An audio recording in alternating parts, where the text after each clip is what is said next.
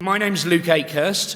I'm the Secretary of Labour First, which for criminologists is almost as surprising to have the Secretary of Labour First chairing a session here as it was to have Jeremy speak from the platform. But unity is a great thing. And the panel that we've got consists of, to my right, Emily Thornberry, the Shadow Secretary of State for Defence, and Tudor Evans, the leader of Plymouth City Council. And actually, the fact that it's still listed as the leader is an achievement from Thursday, because that was that's a tight fought council where we always have a battle in Plymouth between us and the Tories. To my left, Peter Kyle, the MP for Hove, which is also something great to be able to say. The Labour MP for Hove is one of the ones that we picked up in the general election. Jackie Baillie, the MSP for Dumbarton, which is also a sadly rare but fantastic thing to actually be able to name a Scottish constituency that has a Labour MSP, and Mary Wimbury, who was Labour's candidate both in the general election in a marginal seat in North Wales, and then was the list candidate for the Welsh Assembly and so was actually a victim of the fact that we did better than expected in the constituency part of the Welsh Assembly. I think what I'll do is just go along the table from right to left so that Tudor can go first as someone that was involved in the English Council bit of last Thursday's elections. Okay, can everybody hear me okay? Yeah? Just to give you a little bit of context, I do need to sneak in a little playback of last Thursday, because some of you might be thinking, where the hell's Plymouth? I mean, I learnt just now that it's somewhere between Bristol and Penzance. And what it is, of course, is the 15th largest city in the UK, and it's got the greatest concentration of manufacturing businesses of any city in the south of England outside of London. So it's quite important, big and clever, okay? And it's very important that Labour holds it. Now, I am actually the Labour leader of Plymouth City Council until Friday, because at the moment, apparently, those UKIPs are getting together with those Tories to try and see if they can form some sort of, I don't know, Rosemary's Baby, political Rosemary's Baby, I think. And so we'll have to wait and see how that plays out. But look, what happened on Thursday in Plymouth was really quite good, compared with our position in 2015. In 2015, we were expecting to take a marginal seat called Plymouth, Sutton and Devonport, which we'd sort of held for 10 years previously. But we failed by 550 votes to take that seat. Luke Pollard, our Labour and Co-op candidate. 3,500 people voted Green. And then in the north of the city, we lost a fantastic MP called Alison Seebeck, who some of you may know. She's very active in Greenwich here when she's not in Plymouth. And we lost her, and she'd been fantastic for us. So we were on the floor, and we decided to get back straight out there and start to plot a way back. Because our strategy really at its simplest was to have a good council, a great council if we could, and do great things and do what we promised and deliver them. That simply was it. And then tell people about it. And in order to do that, we had the usual stuff. I know, thousands of doorstep conversations, thousands of community engagements, where we actually got a program together that was based on the needs and the wants of the local community. So not trying to tell them what they wanted, actually finding out what they wanted and trying to sell it back to them. I know it's not rocket science, but you believe me, I do come into a number of places in the country where that would sound like a most fanciful thing indeed. And it is important that the council reflects the people it represents. It's very important that the council listens to the people it represents. Because after all, I mean, we're spending a lot of money. We're spending, my authority, my little council spends £500 million a year. And, you know, that's a considerable amount of money to make sure that you spend it in the right way. So our election was fantastic because in the general election year, we'd lost 4 seats on the council and we'd lost overall control of the council. This year, we won 3 of those 4 seats back, and that was a staggering achievement, believe you me, given how tight those seats were. And I was very pleased about that. But what I was most pleased about was that had there been an all-out council election, our swing back would have been sufficient for me today to have been sitting on an overall majority of 4. And that swing back would have delivered us those 2 MPs that we lost, or near MP that we lost, back to us. So, you know, the kind of swing that we achieved would have been enough to unseat people like Anna Soubry before the court does, Amber Rudd, Chloe Smith, whoever she is. All of these people would have lost their seats had they achieved a swing on the scale that we did. So I'm very pleased about that. But my lesson, which is what the title is supposed to be about, isn't it? It's what I'm actually supposed to be saying. What lessons did I learn? Well, can I say I was reminded of a few lessons that I would always want people to remember, and this is a lesson for MPs. There is a time in local government and national government called PERDA. And some of you will be familiar with this, but in PERDA, you're not allowed to do anything to enhance or decry the opposition from a position of in government. So you can't slag off your opponents as the leader of the council. You can't slag off or big up you as the leader of the council. You can do it to Labour people or whatever, but you can't do it from a public platform. Now, what I'm going to suggest we do is have something called PERDA for MPs during election periods, okay? Now, might make me desperately unpopular, but what I mean is, every time somebody like me in a provincial town is somebody from the Golden Circle of Westminster criticising anybody, it's the equivalent of kicking an activist with 1,000 electoral addresses in their hand down a flight of stairs. And I say this in a spirit of common cause and commonality and comradeship. But having chosen the eve of the election campaign to air grievances and divisions in the Labour group, in the Parliamentary Labour Party, was the worst possible time. So I've come on a train for 3.5 hours. I'm going to go back on a train for 3.5 hours on Cameron's broken railway. And I thought, since I've come all the way to London, I need to deliver this message. It's to MPs. It's not about you. That election last week wasn't even about me or my group. It was about the people of my city who desperately need a majority Labour council, desperately need the kind of injection of innovation and of determination and care. What we don't need 4 weeks before a local election is any division in the Labour Party broadcast all over the media, because they just feed off that. So that would be my first one. So my plea is that we introduce PERDA for MPs. Whether you hold office or not, could you please shut up about how much you hate X or Y and focus on the job in hand, which is to elect as many Labour councillors up and down this land as we possibly can. We spend billions of pounds of public money wisely and carefully. We are making enormous strides to get ourselves back to victory in 2020. Please don't harm us. Let's focus on the real enemy. It's the Tories. Thank you. Emily. I'm a big fan of Tudor's and always have been. He is the best advocate I think that Plymouth has.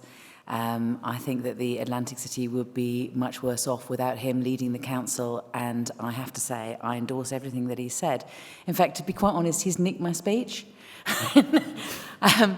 I mean, what we learn from elections, we kind of always learn from elections. We learn that the public have the answers. We should be out there listening to the public and listening to what they say. We should be learning from that, and we should be making sure that our policies reflect what the public want from a Labour government and Labour local government. We have the public desperately needs an alternative to the Tories. It is a fight between us and the Tories, and we should not be indulging in this red-on-red crap. You know, it does us no good. And I have to say, the next time anybody thinks that in some way their ego is bigger than the Labour Party's, they should think about Tudor. And they should think about, you know, the real struggles that people are having, you know, in order to retain fantastic councils in areas where they really need a Labour council. And to be honest, I could say this for 5 minutes, but Tudor's already said it. So I'm going to shut up. Wow, that's to the point. Thank you. Wow. A surprised Peter. Sorry, I was just settling in then. He was- Thanks so much. Right, I've got so much to say. I'm going to try and just whiz through as much of it as I possibly can. We've heard so much already about the frontline activists and the people who won and not criticising and so forth. So, but do you know there's one lesson from Hove that I really want to share, and that's that in order to win in somewhere where it's not likely to win, or all things being equal, you won't win, you've got to be really grounded in the facts of where you are. And the very first meeting, I was selected as a candidate, and then 2 weeks later, I had a meeting with a group of people who were far brighter than I was, so it's not easy to find, and have far more experience in politics than I do. And then we sat down for a couple of hours with the exam question: how do you win? How do you beat a Tory in a marginal when your party is going to lose the general election? Because we knew in our hearts, anyone that had been doorstepping as much as I had done and much as my teams had done, and these incredible activists, even in those very early days of the campaign back in 2013, we knew from what people were saying on the doorstep that all things being equal, we'd lose a general election, despite what the polls were saying.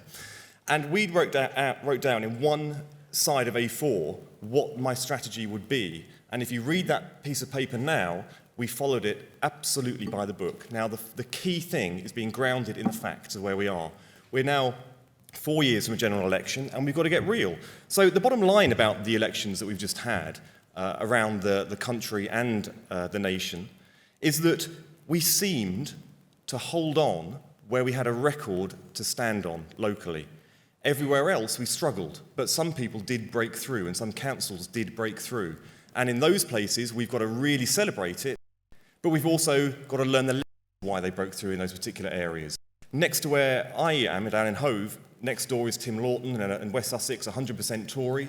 We took 2 extra seats, 2 extra wards off of the Tories there. It can be done with very targeted campaigning, but in general terms, we won where we had a record of achievement to stand on that would surpass any issues that we had nationwide and any divisions or whatever else it was that was impacting our party nationwide. You needed a local record to get past. In other places, we really, really struggled.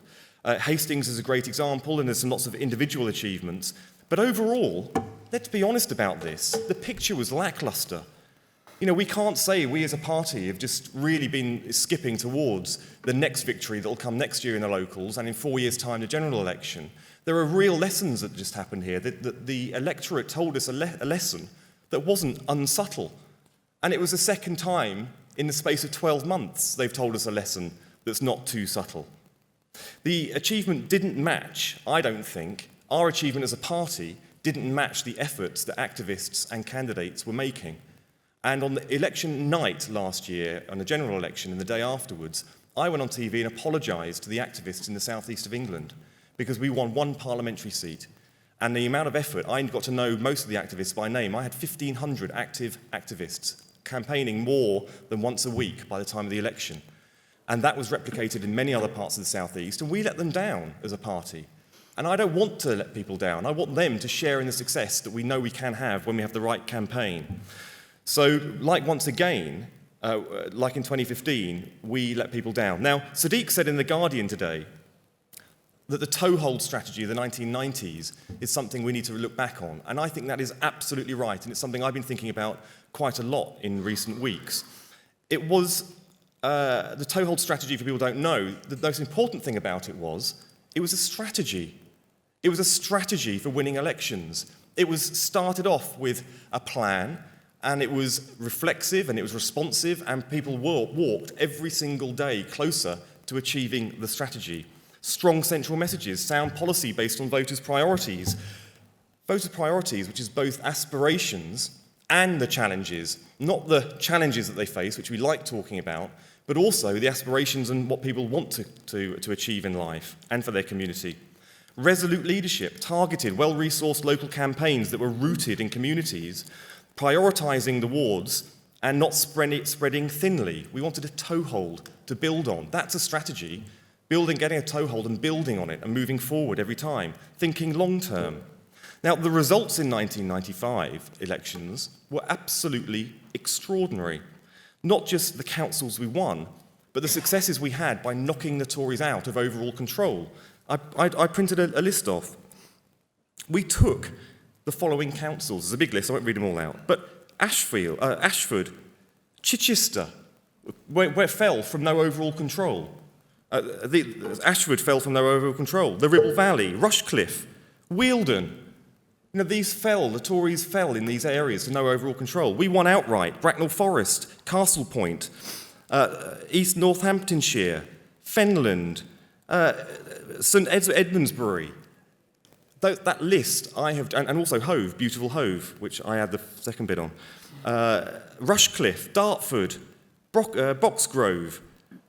5 out of those councils that we won in 1995, we now have 1 seat on their council as of last week.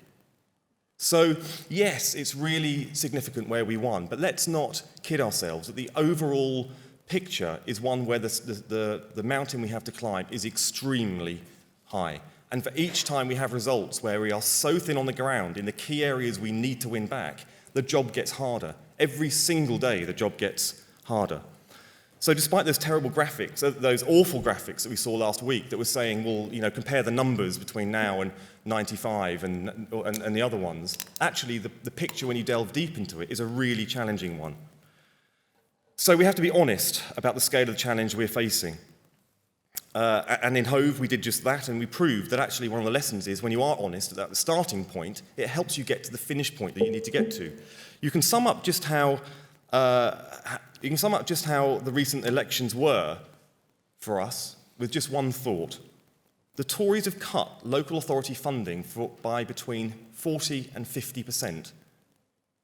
And yet, the Tory vote last week went down by 1%. Our vote went down by 6% in England. We were beaten to second place in Scotland. Our vote in Wales went down 7%. You know, so if we are being beaten by the party who is slashing local authorities, who's taking £1 billion from disabled people and giving it to rich people, that should make us angry, but it should also make us sit back and think, how the hell are they beating us?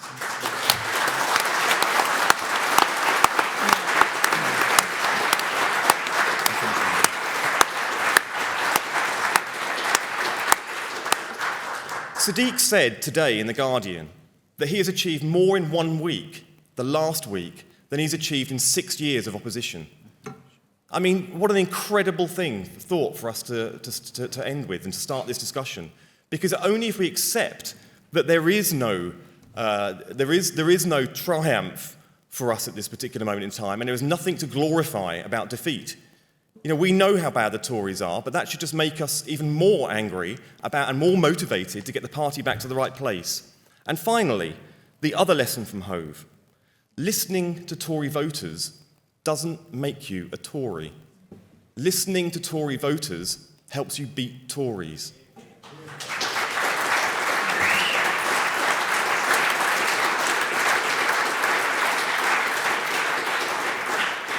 I was going to go on and explain how, but you all know because you clapped. So I'm going to leave it there and hopefully get stuck into a conversation afterwards. Thanks, Luke.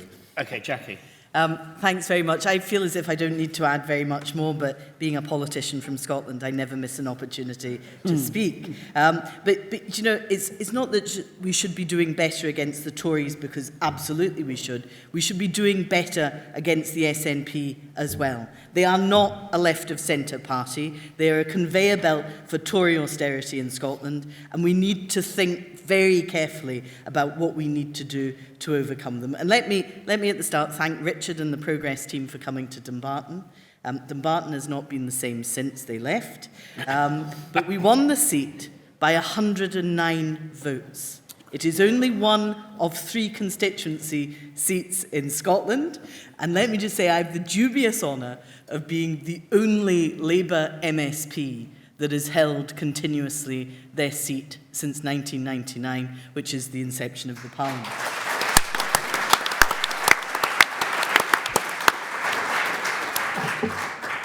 Do you know, thank you for the applause, but it's terrible. You shouldn't be applauding me for that, you know. And just to say to you, we can win, because I got the highest share of the vote of any Labour MSP, but equally, I got the highest vote I ever have had in that seat since the very start. So we can win.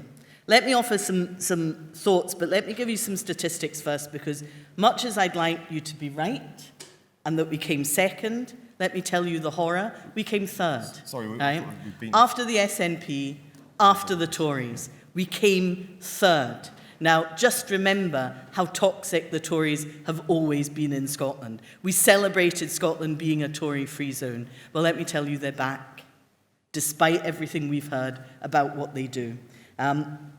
And it's not a problem that was made in this election campaign, it's a problem that we've had for a long time. And Kes will turn the situation round, but she needs time to do that. And in her, I think we've got absolutely the right leader to do so.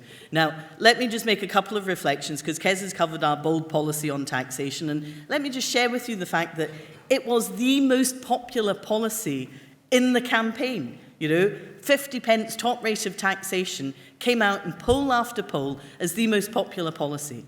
But the minute they heard it was a Labour thing, it dropped dramatically.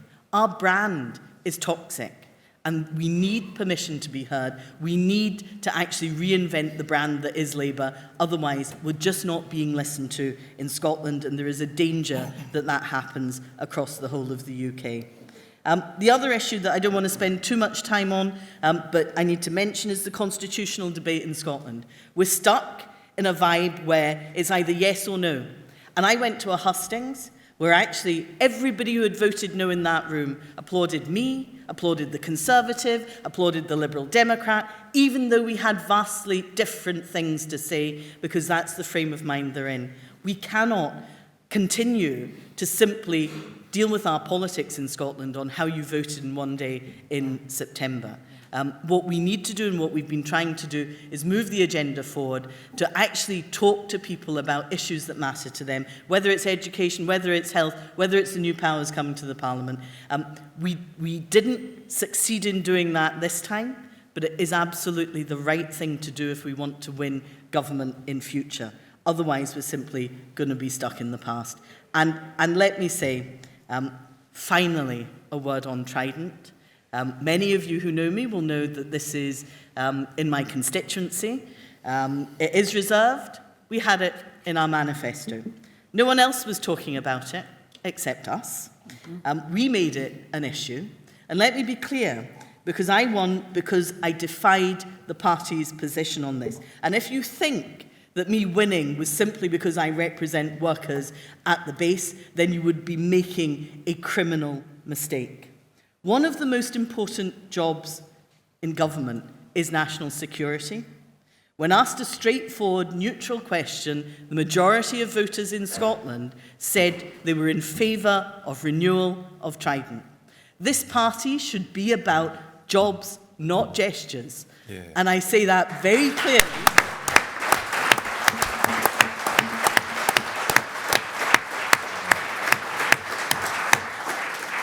Because this isn't just about jobs at the Clyde, it's about shipbuilding at Barrow, it's about shipbuilding on the Clyde as well. Thousands of jobs, and we know that defence diversification doesn't work. We've tried this before.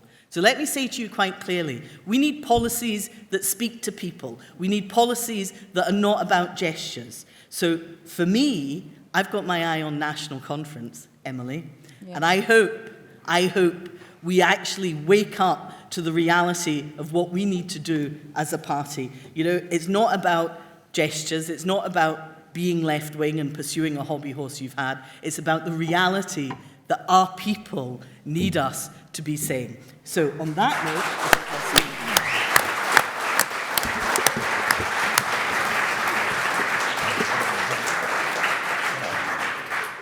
I guess I can go back to the spreadsheet that I'm compiling this year on which way different CLPs are going to vote on Trident and put Dumbarton down in what I would see as the tick column. Mary. Thanks very much, Luke. I am going to say a bit about what happened in Wales, give you a bit of context, and also what I think we can learn, because I do think there are things we can learn from a party that has been in government since the Assembly was set up in '99. I also, as a general election candidate last year, think there are things we can and can't carry over between the two elections. And I did notice in the first session of the day that Wales was the only area of Britain that wasn't represented on the panel. So there we are.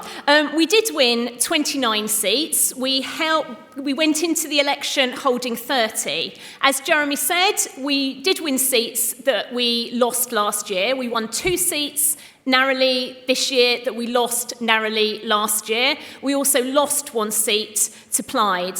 But overall, our vote was down 7.6%, actually, not just 7%, Peter, on 2011. And we were very efficient in terms of where we got those votes, which enabled us to win those 29 seats. As Luke said at the beginning, I stood as a regional candidate in North Wales. It's true that if we'd lost some seats, I would have been elected. It's also true that in 2011, we very narrowly missed out on a regional seat in North Wales. Our vote went down by so much that we'd have had to lose 2 seats this time to get 1. So while we managed to maintain our seats, we didn't have a stonking result. There were difficult issues in the run-up to the election, and I'd share Tudor's frustration about the way certain people in the UK party behaved. I think we always do need to, during election periods, back up, unite and encourage people to vote Labour. But I think in this period, just after the election, it's only reasonable and honest to actually think about what we learnt and where we go from here with that learning. I know that we persuaded people on the doorstep. As Peter said, if you've got a record, you can build on it. We persuaded people on the record of some of our Assembly members that they were being asked to vote for, and on the record of the Welsh Labour government. Actually, I know, had it been a general election, some of those people would have been much harder to persuade. And I think that's also one of the lessons. When you give up on power, actually, people get comfortable with other people being in power. And that's why we should have, going back to 2010, we should have tried harder in those coalition negotiations to stay in power. Because every day you have a Labour government, you can achieve more than you can in years in opposition.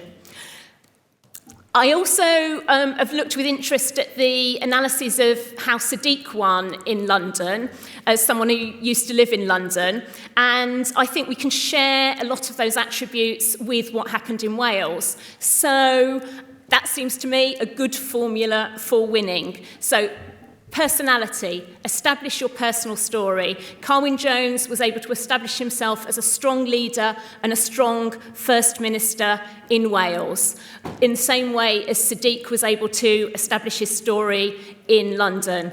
And also, we were able to establish him against the main opposition going into the elections, which was the Conservatives, that that their leader really wasn't up to the job, quite apart from the antipathy significant numbers of people in Wales have to the Conservatives. We also got our policies out early and kept repeating them. We had 6 pledges that appealed across the age range, across demographics, to business people and to workers, and there was something in there for everybody. We talked to everybody. Our strapline for the election was Together for Wales, and we really meant that. Everyone who wants to be part of a forward-looking, going places Wales was very welcome to join us and to vote for us. And I think our campaign encapsulated that.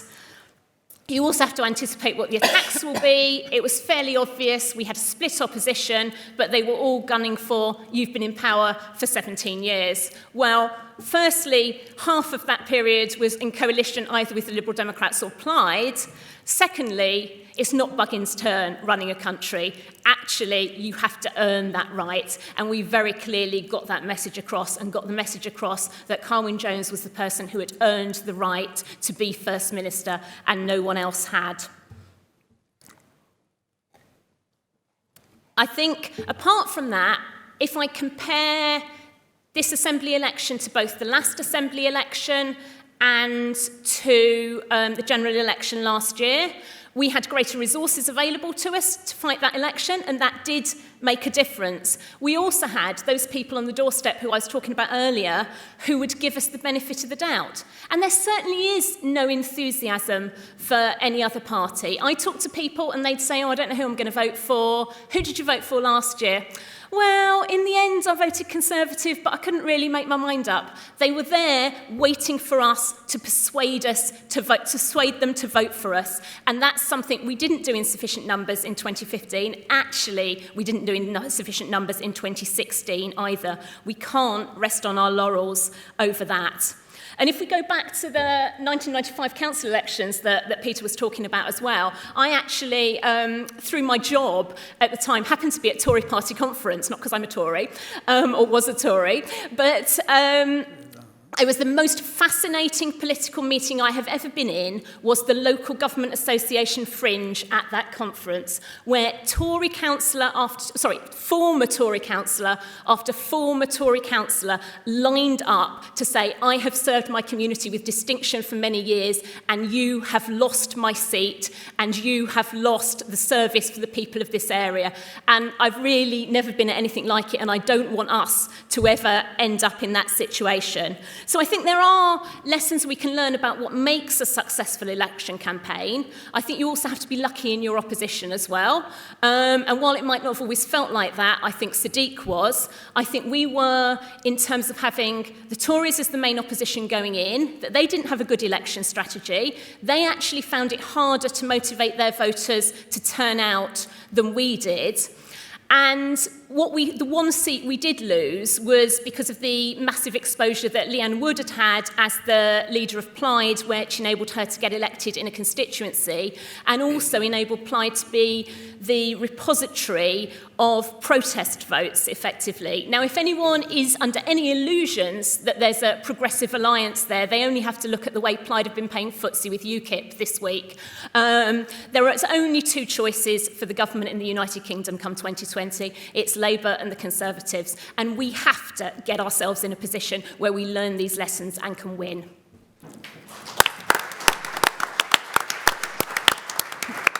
Okay, so we only have about 20 minutes left because we started a little bit late. So what I'm proposing to do is to use all of that for questions. I hope the speakers, you'll get to respond to the questions, but I don't think that I should allocate a kind of summing up period at the end. I think we should take as many questions from the floor as we can. I'm going to take them in groups of 3.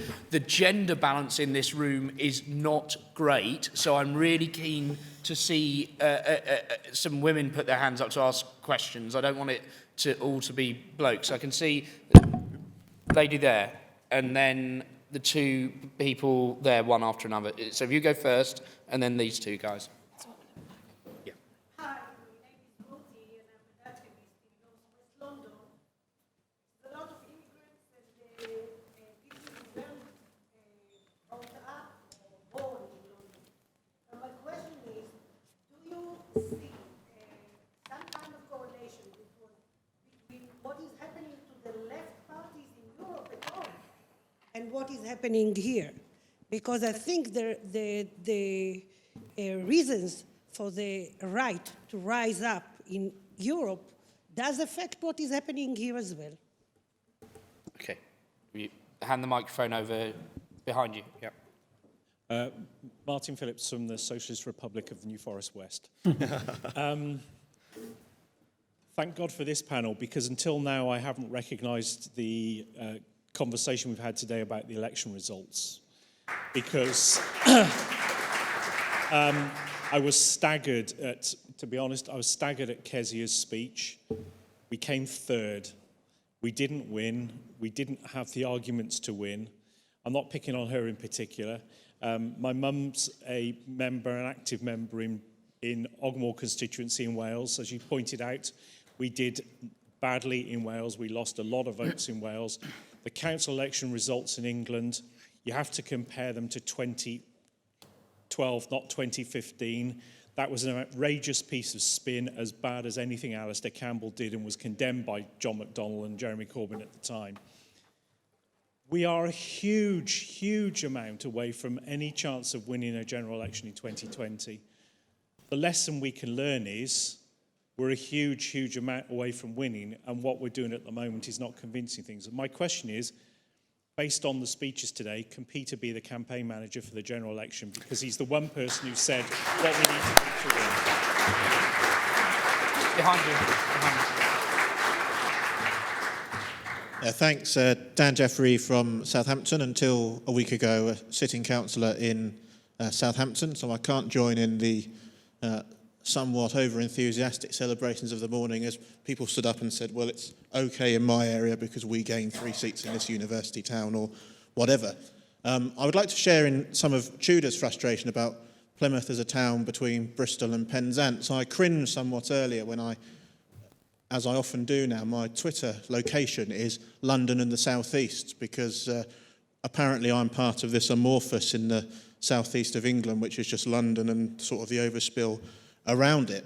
And I think we have to confront the fact that in southern coastal cities like mine, where UKIP voters who were Labour have gone to UKIP, are not persuaded to come back to us because they don't trust us on immigration.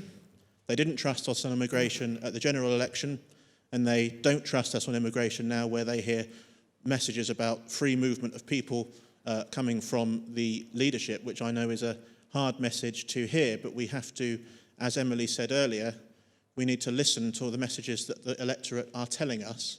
And this is something that was coming up for me on the doorstep again and again, which is, you're not serious on immigration, you're not serious on security.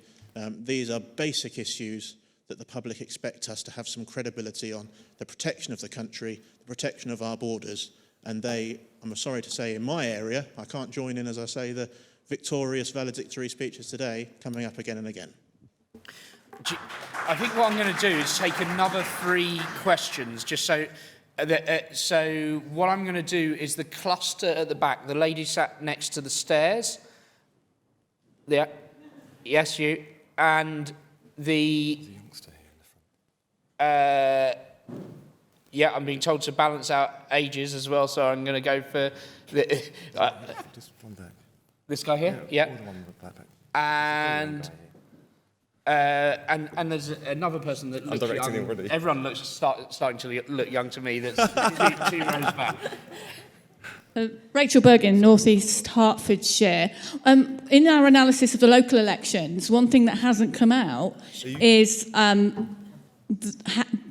how more and more voters are splitting their vote. So if they have a really good local councillor, even if it's not their natural party, they'll vote for them. I mean, I'm in Hertfordshire, and maybe in other more tribal areas it's less of a case.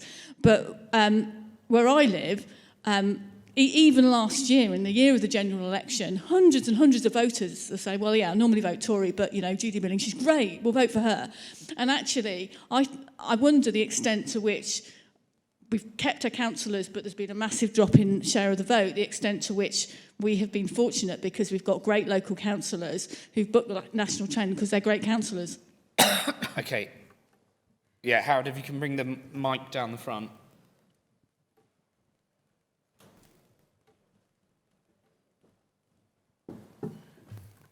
Hello, Daniel from Basingstoke CLP. One of the big issues we're having down the southeast of England, I think the lady just said it there as well, a lot of people vote Labour locally but vote Tory or something else on the national one, and the message we have from our leader at the moment is quite difficult. Europe came up an awful lot. I was a bit disappointed with our leader. Baillie mentioned Europe during his speech today, and we are losing that message of Labour where the Europe kind of discussion is becoming a Tory on Tory argument or a UKIP argument, where there's that Labour voice, I think, is missing. And I know in Basingstoke that did, while we had good results, did impact us a lot on some of the doorsteps, not just on immigration, but on other issues with Europe as well. Okay, and then two immediately behind you in the grey top. Hi, I'm Finlay. I'm from Stoke-on-Trent. I just wanted to ask the question. The Tories are doing so badly. People shouldn't like the Tories, logically. They lost seats. I know, so did we, albeit few. We should have trounced the Tories in these elections. The Tories really shouldn't have done as well as they did. They didn't do well by anyone's standards, but neither did we. We really should have been making a net gain of seats, a net gain of councils, and we should have done so much better in Scotland and in Wales. We shouldn't have lost control of Wales, and we shouldn't be the third party in Scotland. How, in the future, can we make sure that we actually take advantage of how badly the Tories are doing? Because you can't deny it, they're doing so badly. On the trade unions, on refugees, on anything, on Europe, they're so disunified. How did we not take advantage of that? Okay, I'm going to come to the panel now. If you can, you don't have to respond to every question, just pick the bits that you want to come back on. I know that Emily perhaps wants to respond to some of the things that Jackie said as well, but if people can keep it brief so that we might be able to squeeze in an extra 2 or 3 questions at the end. Let's go in the same order that we did before, so Tudor first. I haven't done as much analysis of what happened everywhere in the country as I have about my own place. I deliberately didn't. I have got the statistics of how terribly we did compared with 2012, but I thought, I'm first on. I don't want everybody to leave because they're too depressed. But I could give you that if you want. The point is that, I just want to make it clear that, the next election won't be one on the playing fields of Eton or in the second kitchens of Islington North. It'll be one around the television with people eating their supper off a tray. And I think the thing for me is about the way in which we campaign locally is actually understanding what those tea tray conversations are all about. I think people who are involved in politics are a bit weird anyway. We care enough to do this on a Saturday instead of going to football or some other things that are available. And so,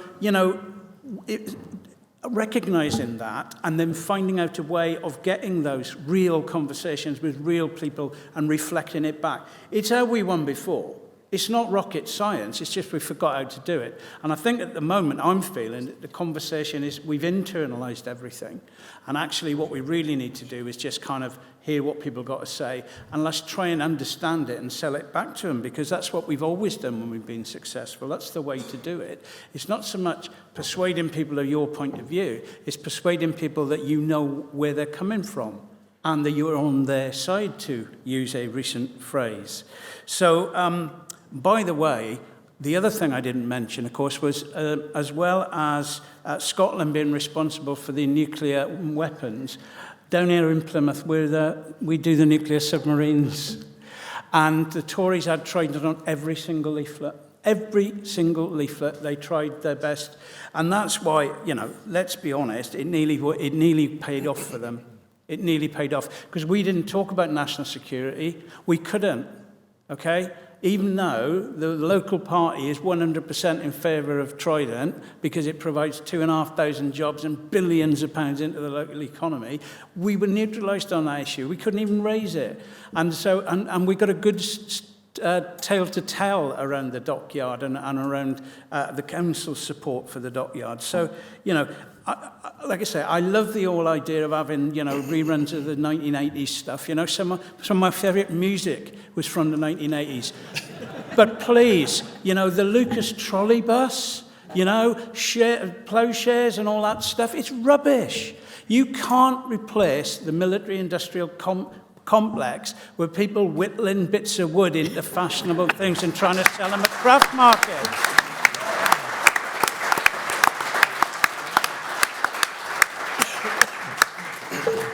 Okay, Emily. First of all, I mean, I agree with you. Of course, we didn't do as well as we did in 2012. And if we think about what was going on in 2012, Ed Miliband had been leader of the party for 2 years, and he had just taken on Murdoch, if you remember. And the Tories had just had their omni-shambles budget. It's not quite right to say that it's the same kind of, you know, we're in the same period as we were in 2012. Now, I'm not saying that I wouldn't want us to be doing better than we are, but I think we also have to be honest about the fact that we are going in the right direction and we're doing better than we did in the general. Well, you know, you can tut, guys, but that's the truth. Then the question is, how do we make sure that we continue to be going in the right direction in the next 4 years? I think that what's remarkable about us as a party, and something that sometimes we forget, is that we have so much more that unites us than divides us. And how we deal with what divides us is what is actually kind of in some ways how we can be measured by the public as a party. So let's take, I don't know, off the top of my head, Trident. It does seem to me that, you know, having a review of defence and looking at the 21st century threats to Britain is an important thing for us to do. And we should have the courage to do that, and we should be able to have a debate about it in an atmosphere of mutual trust and respect.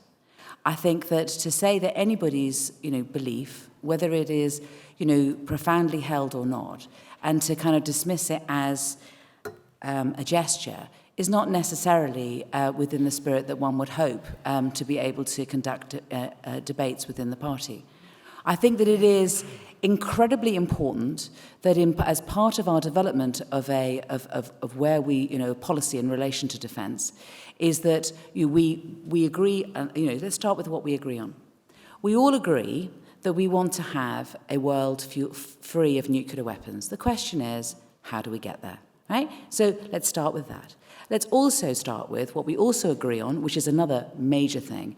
The big difference between us and the Tories in relation to defence is that whilst all politicians want to keep their country safe over and above everything else, the Tories talk about value for money as being the cheapest weaponry that they can buy, which is why we are exporting defence jobs all the time.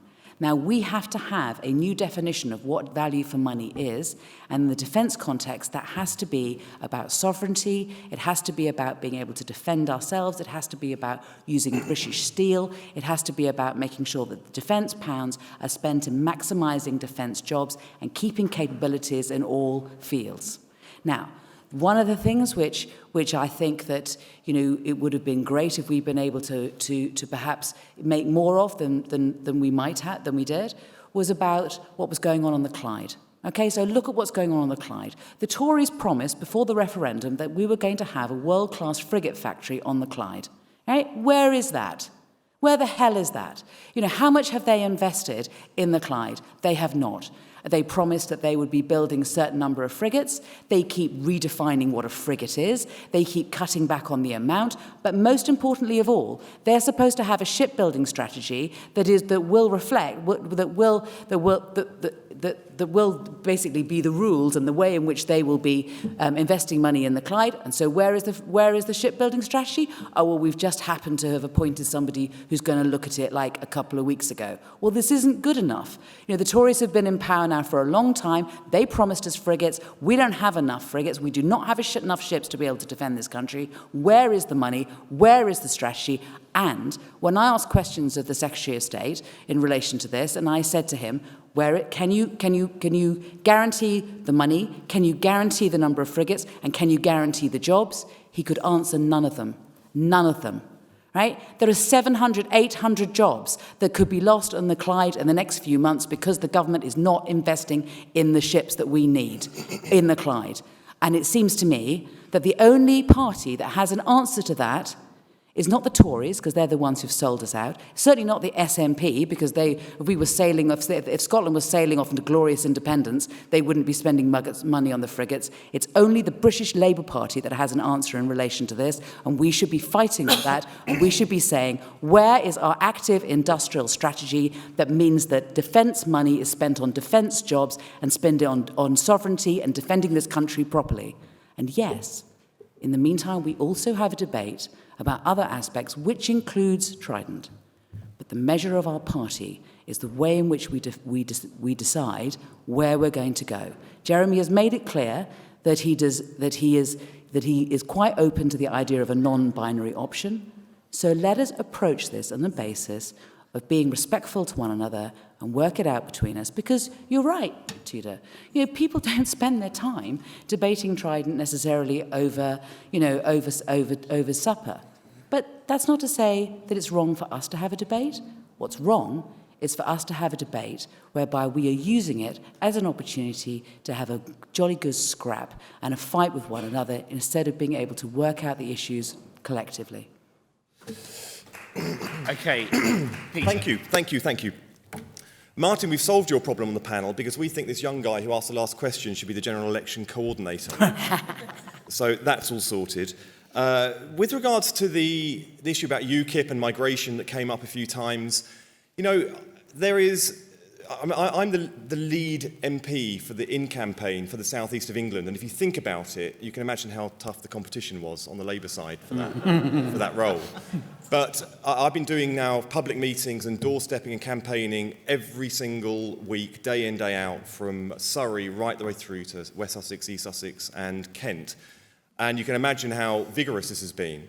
And I really enjoy engaging with some of the UKIP people, but there's something we have to acknowledge in politics, and that's that the people who are really hard to reach these days are people, and this isn't patronising, certainly not trying to be patronising, but there are a lot of people who have a life which is geographically very limited.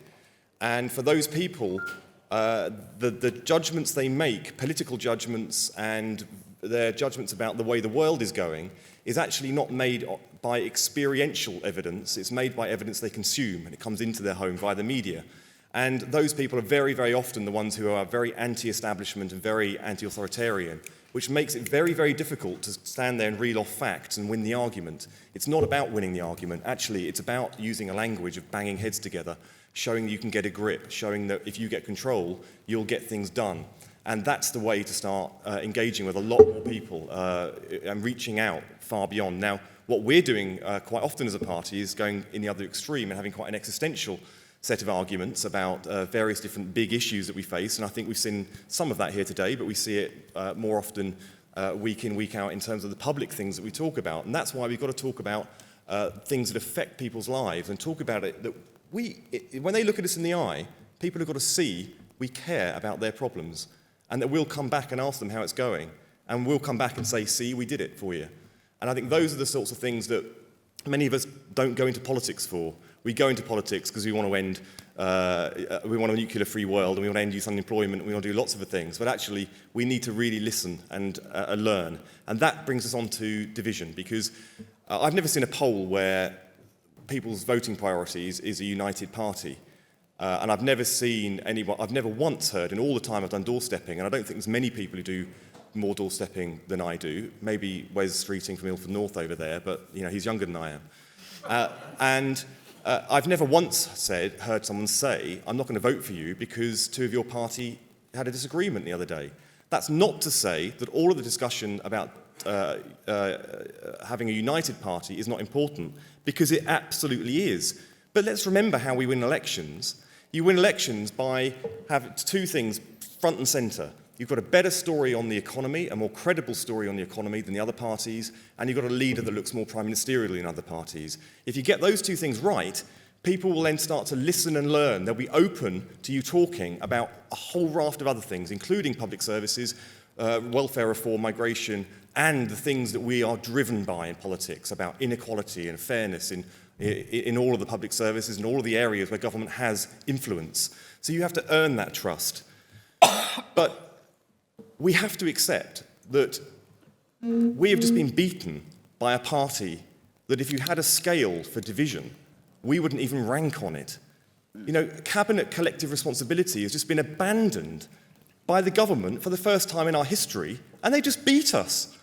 So it makes our wrangles and disagreements seem quite petty in comparison. I do not believe that if we're gone in absolutely standing up 100% with our hands on some kind of Cromwellian Bible pledging allegiance to our leader, that would have made much difference in the election that's just gone by. And I think, so I say this about the future and not the past, so I'm quite careful how I'm going to surround what I've just about to say. But I will unite around a winning vision for Britain. I am not going to be bullied into uniting around a losing leader.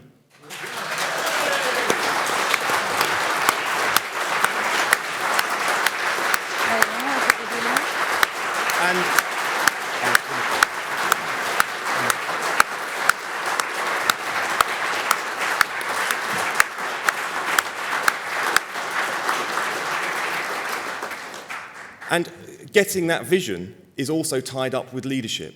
We want a leader to give us a vision of Britain which is forward-looking, it's modern, it's tackling the problems we hear about on the doorsteps, and that is the way that you lead you lead a united party. It's the way you get people to follow you because you respond to the electorate. That's what politics is all about. Thank you.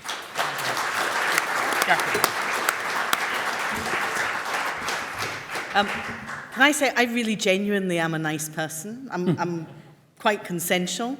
I am deeply frustrated, though, and that you will have seen.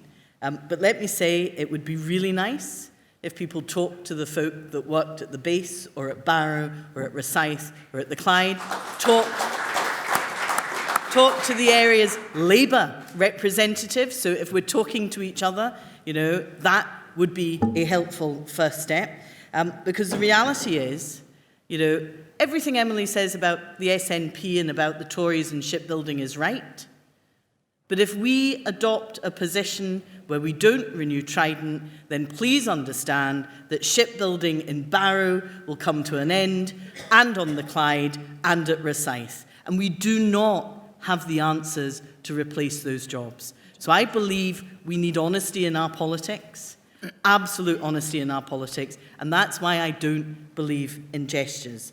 And let me say to you, the kind of thing I was hearing on the doorstep is Labour voters who have voted Labour all their lives, saying they would vote for me, which is really pleasing, but saying they would use their second vote for the Tories because Labour cannot be trusted on the defence of the nation.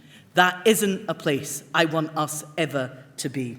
Yeah. Let me finish with the comment about Kes, which I do need to take up, because, you know, I thought we had some really good arguments during our campaign in Scotland. We had interesting policies, radical policies, that were about saying to people, you have a choice with the use of the new powers, but we didn't have permission to be heard. Our best policy, the most popular, when they heard that it was a Labour policy, people rejected it. So it's our brand that's toxic. We have a huge challenge to overcome that. And let me just say to the party across the UK, please look at Scotland, learn the lessons from there, because if you don't, you're going to be heading in exactly the same direction. So you need strong leadership, you need a clear message, but it's values, it's vision, and then let's have a strategy that actually puts that into place. We need that from you in Scotland as well, because aside from the Constitution and Trident on the doorstep, the other thing I kept getting asked about was the UK party leadership. And I can see Richard Angel hovering in a "you're supposed to end this session, Luke" way. So okay, I will try and be very quick. I just wanted to say I cast my first vote in the general election in 1987 in a seat in the southeast of England where we came third, that 10 years later we won in a general election. Now, I remember the inquests after that 1987 general election, and we said we lost on leadership, the economy, and national security.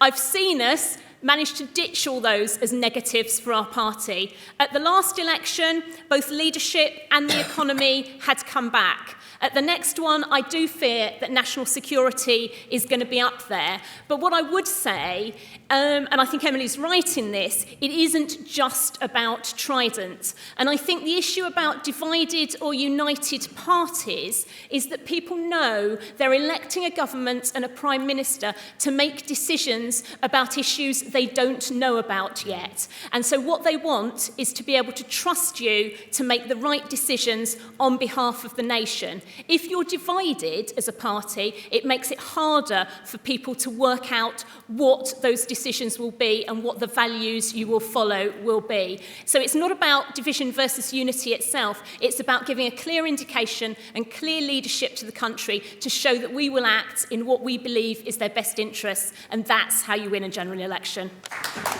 Okay. We need to wrap up there. I just wanted to finish by saying thank you to everyone on the panel. This is exactly the kind of lively and very frank debate that I was looking forward to today. It's been brilliant.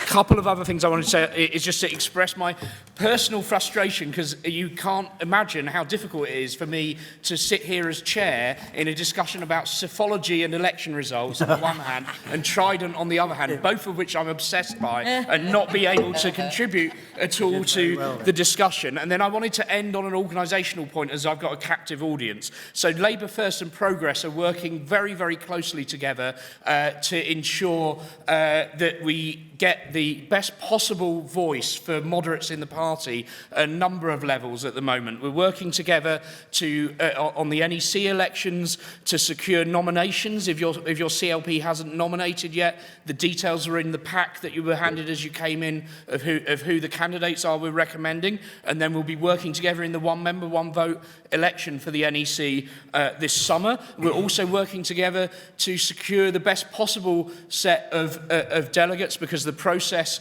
about Trident won't just involve the kind of policy debate. It comes down to a vote at the end of the day where conference may have some kind of say. So we want to make sure that people who share our views about the security of the country are there as conference delegates. So if you're in this room and your CLP hasn't not elected delegates yet, please stand, or please persuade other people with good politics to stand.